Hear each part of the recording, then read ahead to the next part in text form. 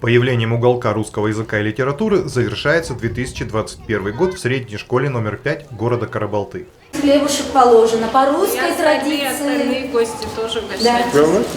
Все. Just a moment. Ой, сейчас.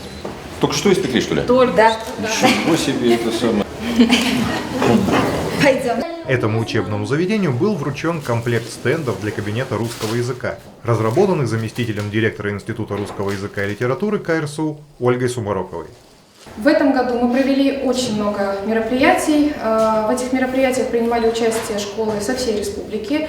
Это школы были и с киргизским, и с русскими языками обучения. Но школа номер 5 города Карабалта вошла в тройку самых активных. Поэтому мы хотели бы поблагодарить вас и сделать такой презент. Это комплект из 9 стендов для кабинета русского языка и литературы. Дизайн, это мой личный дизайн, разрабатывала лично я, поэтому я очень рада, что в интерьер это все впишется, что украсит ваш интерьер. И, может быть, эти стенды вдохновят ваших учеников на то, чтобы еще глубже погрузиться в изучение русского языка, русской культуры, русской литературы. В 2021 году Институт русского языка КРСУ провел порядка 20 научно-просветительских мероприятий для учителей и учащихся общеобразовательных средних школ Кыргызстана. Это и курсы повышения квалификации, мастер-классы, олимпиады и викторины. По итогам этих мероприятий были определены 3 самые активные школы страны. Школа Карабалты – одна из них. Да, поэтому мы с удовольствием отметим, конечно же, ваших учителей, Балькову Ирину Евгеньевну. Мы получили очень много добрых слов от родителей учеников Ирины Евгеньевны, которые очень хвалили учителя. Учитель вдохновлял, направлял, это своего рода маяк в классе. Поэтому мы хотим выразить слова признательности и пожелать успехов в профессиональной деятельности. Спасибо большое. Очень самая молодая да, самая красивая в нашей школе. Поэтому мы хотели бы наградить ученицу 7 класса Дарью Стегло за участие, за 1 место. За победу в этом конкурсе, да, в категории 5-7 классы. Так, и...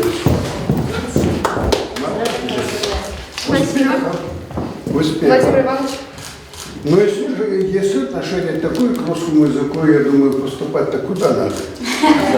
Несмотря на обилие альтернативных современных электронных средств учебного назначения, наглядное оформление кабинета русского языка и литературы в школе формирует у подрастающего поколения мотивацию к изучению русского языка.